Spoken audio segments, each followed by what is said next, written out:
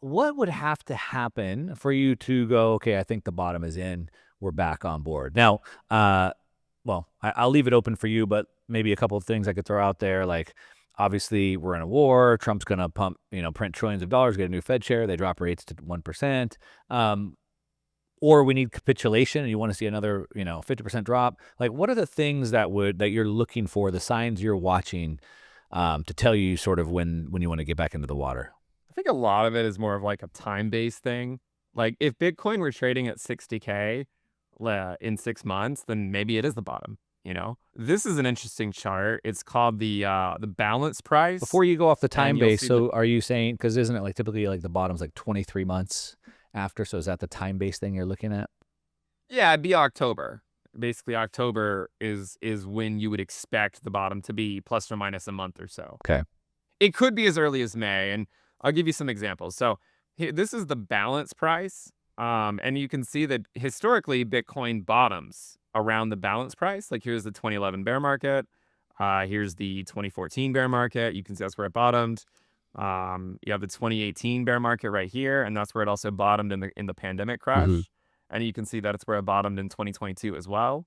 And so right now that's around 40K. So like, if Bitcoin were to drop to 40K in May, I don't think I would still be that bearish. I think I'd be like, all right, well maybe that's good enough. So that's one thing. The other thing I like to look at, it's another on-chain chart. It's So it's a the time thing more than a supply. price thing. It's a time thing. Okay. It's a time-based capitulation. I just think we're in a window of weakness right now. Okay. Now this chart shows the Bitcoin percentage of supply and profit and loss, and it's a really aesthetically pleasing chart to look at, right? How it just cycles through, right? And so normally the low for Bitcoin occurs after these two lines cross. Like historically, that's when the low occurs, and they haven't crossed yet. So my guess is that they will They're about cross, to. and once they do cross, and then we have another low for Bitcoin, then I would be open-minded to it being the bottom. So those are a couple of indicators, and the time based thing is more so looking at things like the year to date ROI and midterm years, and like looking at 2026, 2014, 2018, and 2022, and just kind of seeing that the bottom usually ends up occurring closer to the end of the year than the beginning. So I think it's more of a time-based thing for me. I might start to flip bullish as early as May, but I would say certainly by the end of the year, I would pivot to being bullish, probably regardless of what the price is.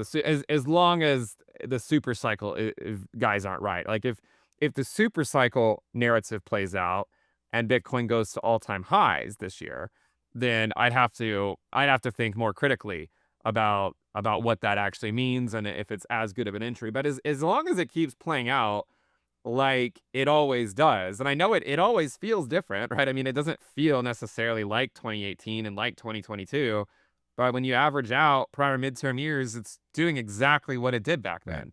But let me dig into that piece that you just said. So it's time based primarily. So you're thinking June, maybe by the end of the year, because that's like the time base that it typically takes for this sort of bottom to form. You could see it dropping a Right. little bit more, but in order to invalidate that, and you said the super cycle guys to be right. So in order to invalidate your primary thesis, which I think you said earlier is about 70% probability, that's sort of where you put that. In order to invalidate that, we'd have to make a new all-time high. Is that right? No, I don't think so. And I would say like 70. I would say I'm closer to 80% now on the odds. I don't. I think the 4 year cycle is intact. I don't think Bitcoin's putting in new all time highs this Right. year. I would say I'm 80% confident.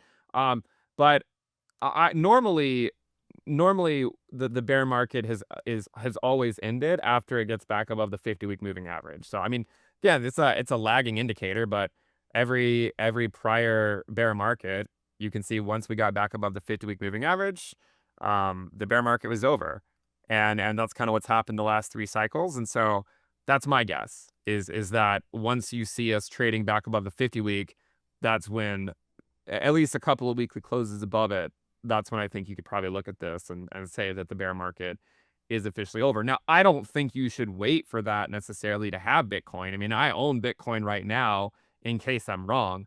But if it's like October, if it's October and Bitcoin's like trading down here in the 40s or something, um, like I would be a buyer for sure. And then getting above the 50 week would then confirm to me that that was in fact So just to the low. look at that chart, and like this is just for everyone listening. And by the way, like I'm not trying to be argumentative. I just there's different approaches, different ways we think about the game here, and I think of it just from like a long term. I'm busy in my businesses, and I'm just like stacking more Bitcoin. But if I look back to the last cycle, right, it was cheap for a long time. That's the 50. Can you put the 200 on there as well?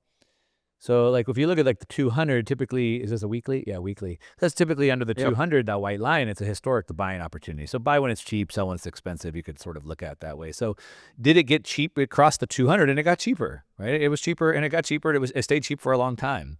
But if you look at from where it was on the bottom there, it was what, 15,000, and by the time it crossed the 50, it was up 26,000. So it had already gone up 65% before you got your buy back in. So you lost 65% of that move in that point, where Right. if you were But the counterpoint is if you just sold it in Q4, right? Like even if you waited until then to buy, sure. you still missed a majority of the Yeah. downside. Yeah, if you wanted to trade that and you got it right. I did some math the other day just cuz most people get paid on a biweekly basis. A weekly or biweekly basis. And most people take a percentage of their paycheck and it goes into their investments. And if you would have dollar cost averages, so the Bitcoin prices are the same as it was 5 years ago, but if you would have dollar cost averages just on your paycheck every 2 weeks, bought a little bit, you'd be up 24% compound annual growth rate because you bought all the way through the dip. So even though the price is the same, you're up 24% CAGR on that. And so again, just different ways to approach the game. You have, by the way, beautiful charts. Looks amazing. So really, really good there. But for some people who just have paychecks going in and want to position that as opposed to lump sum buying and selling, again, just different ways to look at that. Okay, so what would invalidate that thesis is either time number one or going above the 50-day. Makes sense. 50 weeks. I'm sorry, 50 week, yes. Hey, if you like this short conversation I just had, you're going to love the full length conversation. Don't miss it. You can go ahead and click right over here, and I'll see you over there.